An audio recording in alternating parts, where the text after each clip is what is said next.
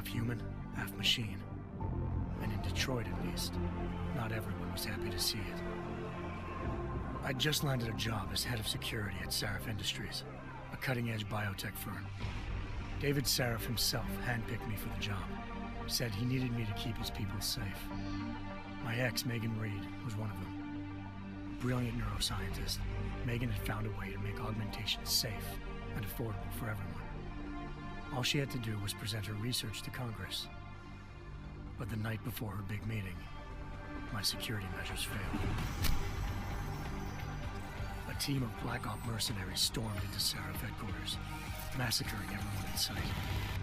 3 of the mercs were heavily augmented walking tanks. Their mission? Take out Megan and her team.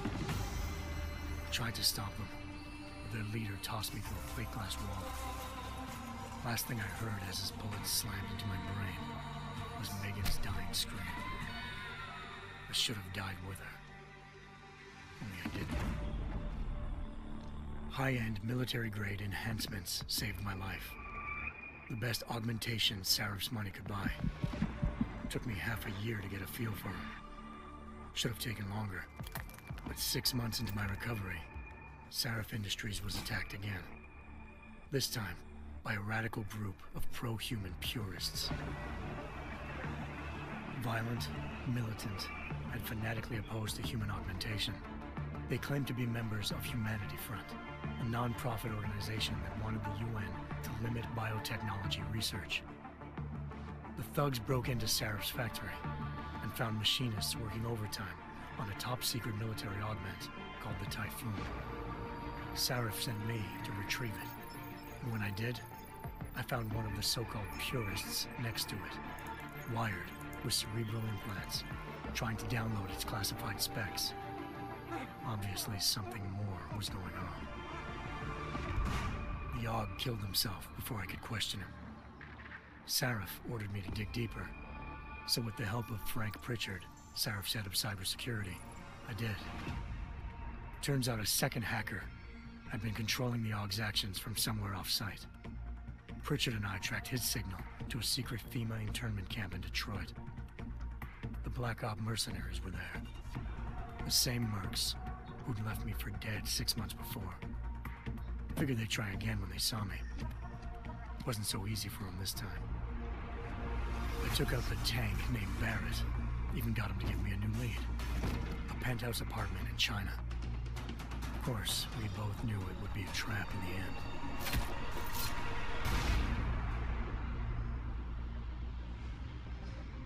Hengsha Island, China.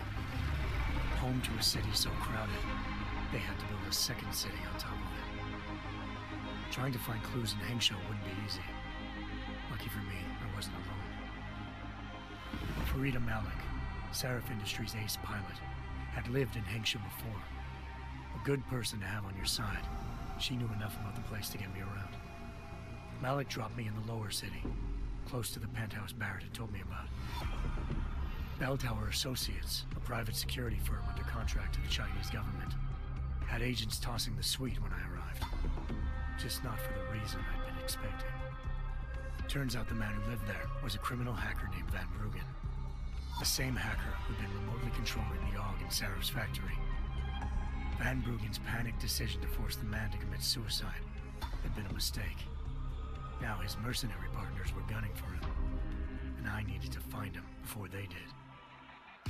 Locating Van Bruggen meant playing nice with the Triads, Hengsha's organized crime lords. They had the hacker holed up inside a low-rent capsule hotel. By the time I found him, Van Bruggen had no qualms giving up the woman who hired him. Zhao Yunru, president of the Taiyang Medical Corporation. According to Van Bruggen, Zhao wanted to monopolize the augmentation industry and had hired Black Op mercenaries to destabilize her competition. Sarif Industries was at the top of her list. To prove this, I needed to get inside TYM and grab a surveillance hologram off a server. I suspected Van Bruggen was hiding something when he told me this, but nothing could have prepared me for what I saw. Megan wasn't dead. She and her 4 best researchers had been kidnapped. spirited away somewhere while their kidnappers made it look like they were dead. Desperate to learn more, I confronted Zhao in her penthouse. She claimed to be a pawn in a bigger plan, and hinted at a group so powerful it controlled global interests at a whim. Then she slipped into a panic room and hit the alarm, forcing me to make a very quick exit. I figured Zhao was lying, but part of her confession made sense. David Sarif had been worried about his people. So worried, he'd required all of them to have subdermal locator devices surgically implanted. The GPLs would have been broadcasting the day of the attack. But Zhao said a single call to Picus, the world's leader in global 24-hour satellite news, had turned those signals off. I needed to fly to Picus headquarters in Montreal if I wanted to learn more.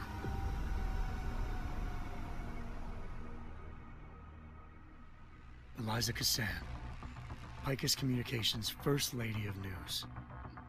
Malik thought I was reaching when I told her Eliza was involved in this.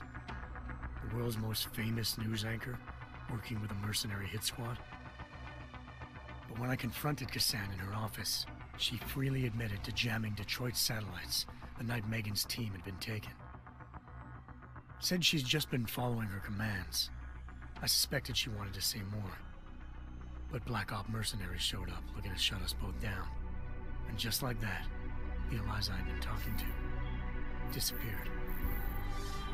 The Mercs were led by an augmented killer I'd crossed paths with twice before. Fedorova, a woman who'd made silence her best friend. She waited for me to track Eliza's transmission to a secret server room underneath the Picus complex, then jumped me from behind. A deadly fight ensued. I made sure she never moved silently again. With Fedorova down, and no one left to keep Eliza quiet, she reappeared. Turns out Picus's First Lady of News wasn't a lady at all.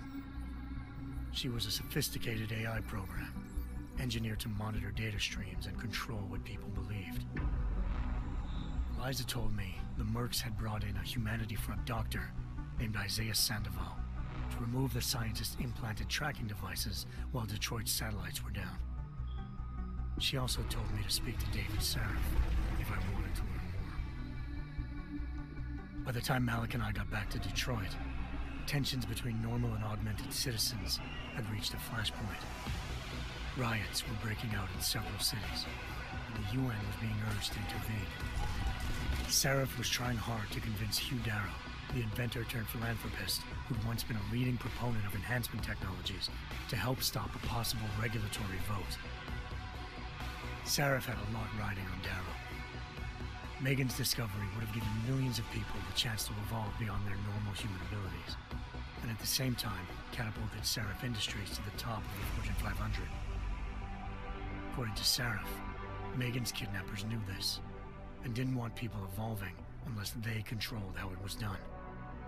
He called his enemies Illuminati, and urged me to keep searching. Determined to do so, I tracked down Sandoval via America's most outspoken augmentation opponent, Taggart, Sandoval's boss and founder of Humanity Front. Sandoval admitted to operating on Megan's team when I confronted him, but said he hadn't removed their GPLs. He'd merely switched them to a different frequency. Pritchard was able to trace one of the signals to China. Malik and I immediately took off in pursuit. Unfortunately, the Illuminati were one step ahead.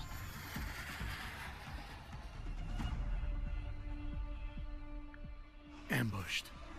Shot out of the sky by Bell Tower Associates, seconds after entering Hengsha's airspace. Malik's piloting skills saved me. After a tense and bitter struggle, I escaped into Lower Hengsha. The tracking signal I was following led straight to the Triads, or more specifically, to the augmented arm of Tong Si-hung, leader of a gang of augmentation harvesters. Tong said they'd taken the arm off a corpse, which Bell Tower had left at their door, meaning at least one of Sarif's scientists was dead. Maybe not the rest of them, though. Tong pointed me to a port used for human trafficking and helped me slip aboard a Bell Tower ship. It was sailing to Rifleman Bank Station, a military base in the South China Sea. Bell Tower was holding kidnapped civilians as prisoners there, and using them to perfect the Hyron Project, a human-computer interface that left most of its test subjects dead. My search for Megan would have ended then, if not for a mysterious ally named Quinn. In exchange for my help exposing Bell Tower, he slipped me aboard a second ship headed to Singapore, and an Illuminati-run biotech facility called Omega Ranch. 3 of Seraph's scientists were there, forced by their captors to create a technology capable of remotely shutting down augmented abilities. Thanks to an emergency recall notice issued by the World Health Organization, millions of people all over the world already had the biochip installed. With the help of the scientists, I tracked Megan to a private section of the ranch. There, I ran into Yaron Namir, the walking tank who'd put a bullet in my brain the first time we met. He'd teamed up with Zhao and was hoping to catch me off guard. Their little ambush didn't work. I found Megan in a suite belonging to Hugh Darrow, the billionaire philanthropist who'd Seraph had called on for help. Darrow had convinced her to go along with the biochip plan by promising to sabotage the tech. As she was explaining this, Darrow appeared in a global broadcast, telling the world that augmentations would be the death of mankind. Then he activated the biochips to prove his point. All over the world, augmented people flew into a killing frenzy. Darrow had betrayed everyone, and it was up to me to set things right. To do it, I had to reach Panchaea, a massive installation in the Arctic Ocean. As I raced through corridors built by an all-augmented workforce, I saw death and destruction firsthand. By the time I shut down Darrow's broadcast, I knew the damage he'd done. Still, humanity's future remained unclear. How would the world react to this sabotage? Would people ever regain their faith in augmentations again? What would be the Illuminati's next move? Only time will give us the answers.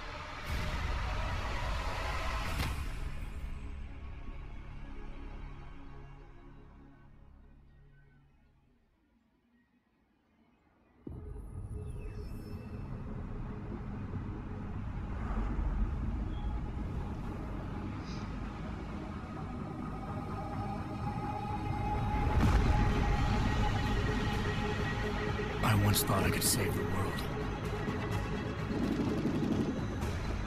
Now look at it.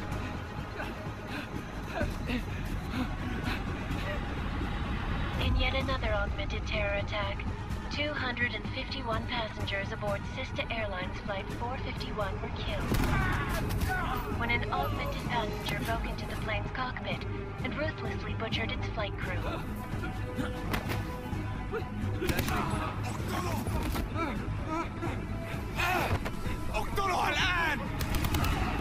Details recovered from the black box recorder suggest that the man may have been suffering flashbacks to the AUG incident. That horrible day 2 years ago when augmented people all over the world flew into a psychotic killing spree, causing the greatest loss of life in recent history. Sometimes, you just have to let go. And embrace what you've become. Not gonna go all wonky on us now, Hansa, are you? Well, if I do, McCready, I guarantee you'll never see it coming. Agent Jensen! Am I gonna have a problem with you? No, sir. No reason to assume you would. Good. Because you are the only augmented operative on this team, and I intend to make good use of you. Listen up, all of you. We got a sandstorm barreling down our arse and we can't afford to make mistakes. We're going after this man, an arms dealer named Shepard. He's ex-Bell Tower, one of the Special Forces commanders who disappeared during the incident. And he's come out of hiding. That cannot be good. It's not. He's selling weapons and military-grade augments to terrorists. This is Aran Singh, the undercover agent who lured Shepard out of his hole. Best you see Interpol's got. But 3 years he's worked hard to get in tight with the Jinn, an Iraqi smuggling cartel that's infected the Eastern Hemisphere like a plague. Last week, our arms dealer sent a message to the Jinn, offering to sell them a shitload of black market merchandise dirt cheap. They told Singh to handle the buy. They're not gonna like it when Interpol disrupts their party. Singh's cover really that good? It is right now. We need to keep it that way. This is where the deal's going down. A half-finished high-rise hotel that's been abandoned ever since the incident. It's not a pretty picture inside. Let me guess. Most of the laborers were augmented with heavy-duty industrial rigs. So when the incident hit, and they all went schizo, things got gruesome real fast. And no one, except for some homeless junkies, have been inside the place ever since. So what's the plan, Director? Singh's meeting Shepard on the ground floor, inside the hotel's main atrium. He sent the bulk of his Jinn crew to the penthouse levels to secure a vantage point. I want McCready's team to take up positions overlooking the atrium and make the arrest. Jensen, you're going in solo from the roof. My objectives? Keep the Jinn from joining the party. As far as we can tell, only one route connects the atrium to the penthouse level. A halfway decent elevator shaft. Here. I want you to block access to it.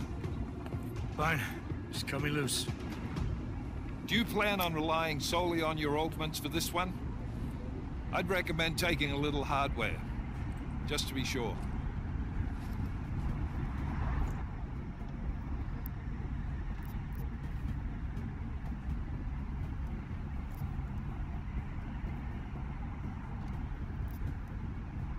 We've got a UC in there.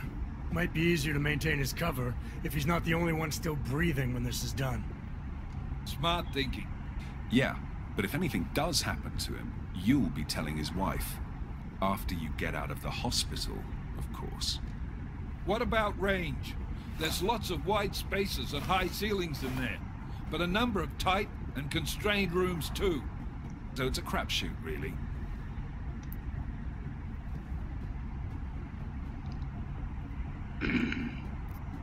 So, we're gonna use a distant weapon, tranquilizer wyver, or we're gonna use a short weapon, short range weapon, stun gun.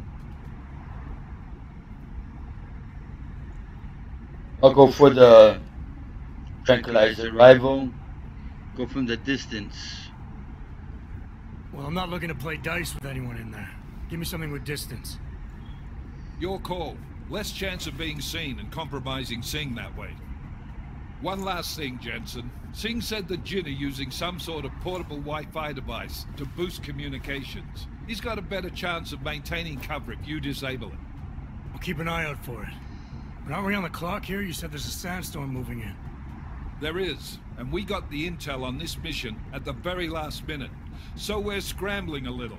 If it comes to it, your #1 priority is keeping the Jinn out of that atrium.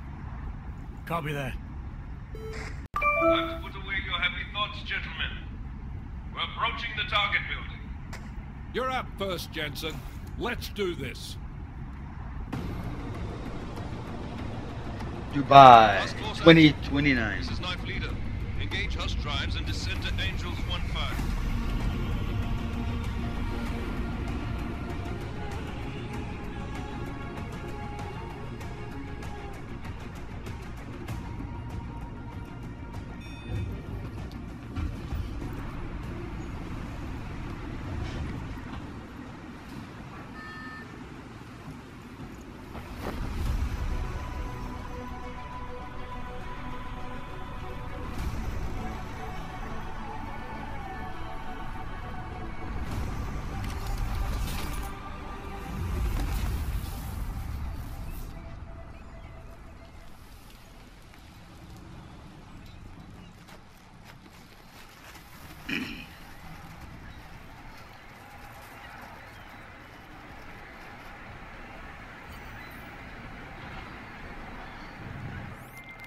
Team leader, this is Jensen. I'm on the roof. Solid copy. Move into the building. The access route you need to block is at the far end of the penthouses. And keep in mind, the direct route might not be the easiest one. Roger that. McCready will advise once his team is on the ground. Miller out. Alright, what do we got here?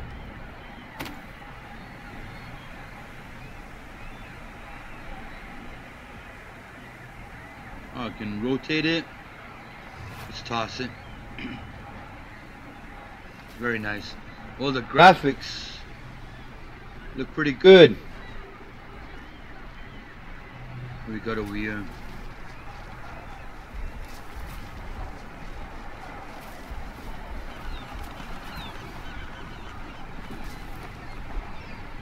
Traffic cone. Press shift to sprint. Okay. What else we got over here?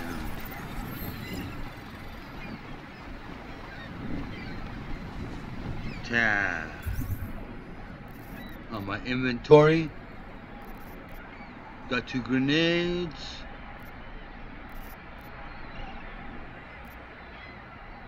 Alright. Let's see.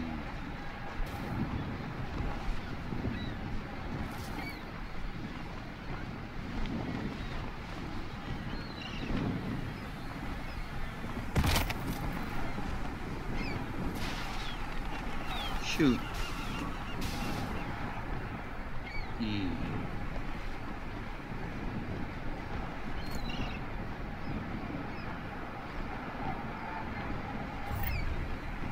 Empty. Has nothing on him. Okay. Jensen, we're moving through. Oh, fuck! What's wrong? The Gen have got a few Jennies up and running. Gonna have to hack keypads. You should enjoy it, McCready. They have colors and shapes. Just remember, red means bad. Fuck you. Very nice. Pylon. Control the crouch. Okay, there we go.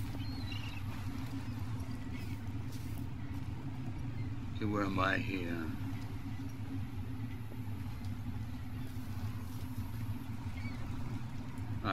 E to open. Oh, that was easy. E to strike. Okay. Traffic cones. Why would I want to grab that crap?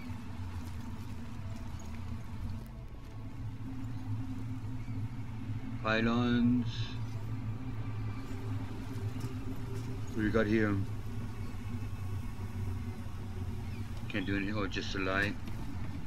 Okay. Another dead guy.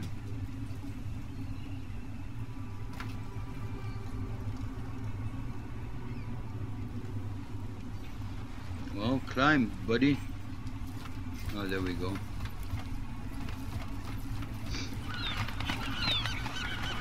Oh, stupid birds. Give away my location here. What do you got over here?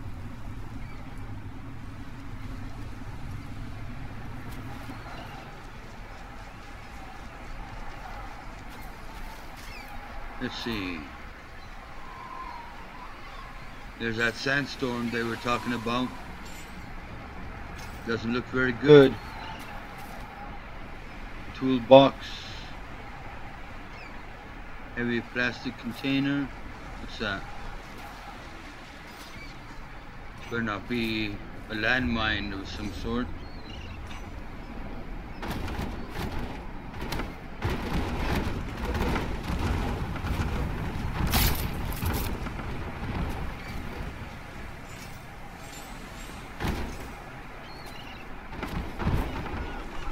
Okay. Another med kit.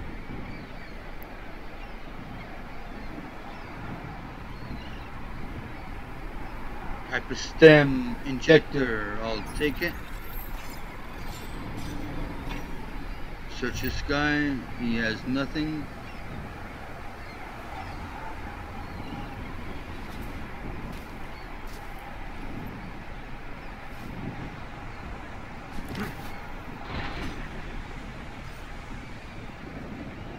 A handsaw. Cardboard box.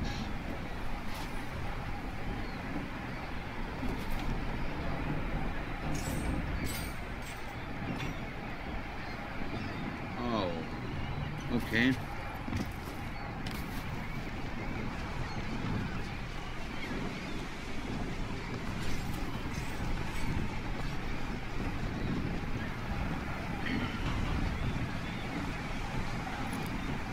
Oh, there we go. Very cool. That'll work. That'll work.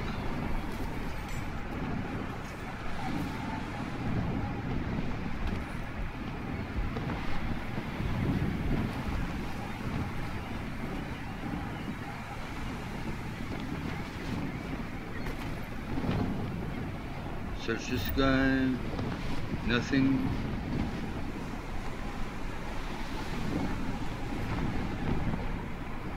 Trash can. Fire extinguisher. Nothing we can really.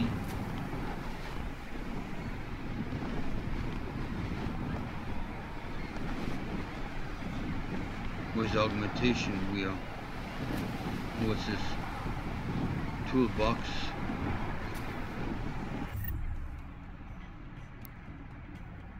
Smart vision.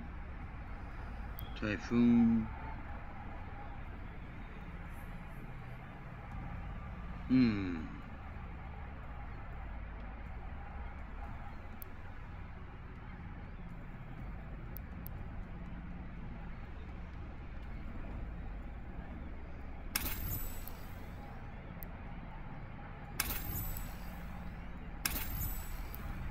Assign all these real quick. Back. F2. Aha. Structural weakness.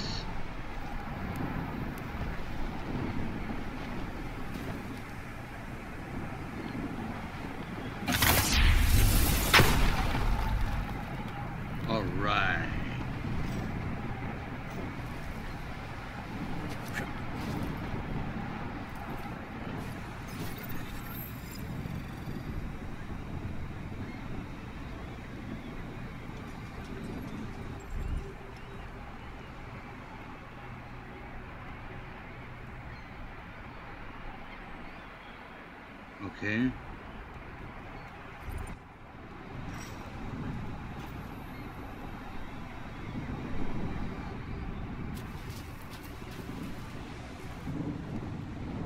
Toolbox.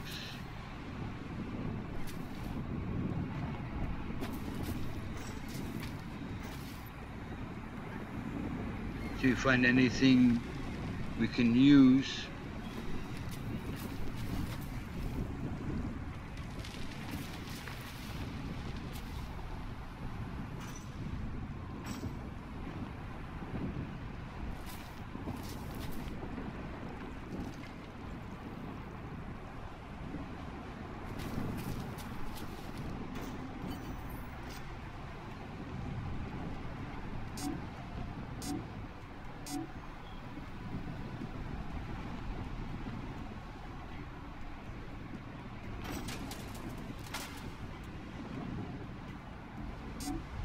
Have to find something to open that.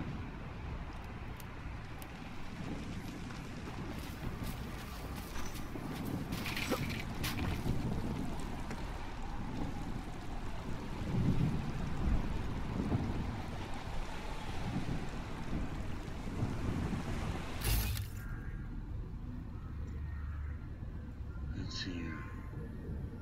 Okay, we got 2 men over there.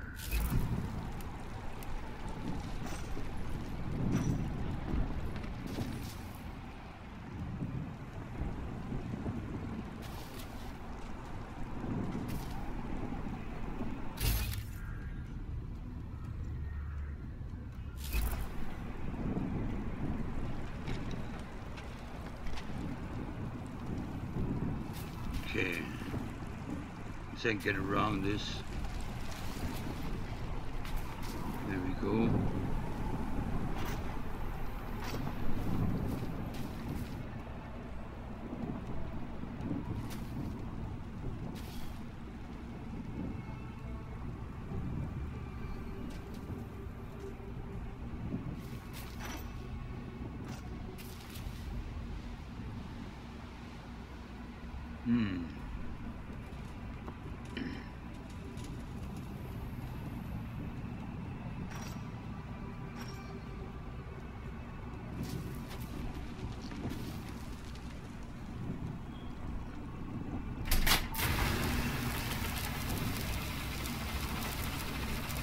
Biocell. I'll take one of those.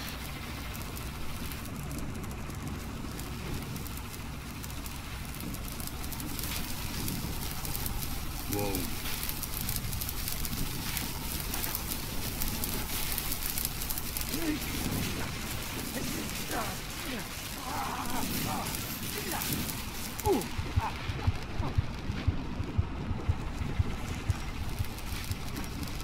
That was a bad idea.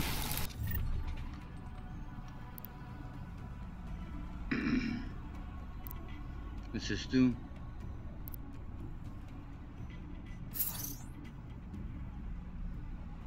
Okay. Alright, that gave me my life back.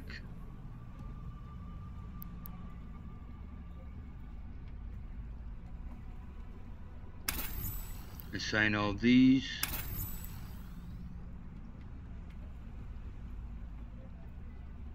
Okay. Back. That was a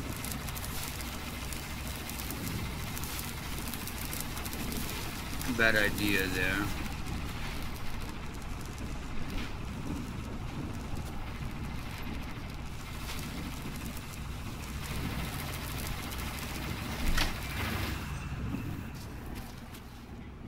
All right. What do we got here? Okay. So I'm gonna go ahead and end it right here. Just wanted to get the prologue story for you guys. So if you like this episode, go ahead and hit the subscribe button. Throw down some comments. Ring that ding-a-ling, tickle that like button. And as always, stay awesome and sexy. And I'll see you all tomorrow.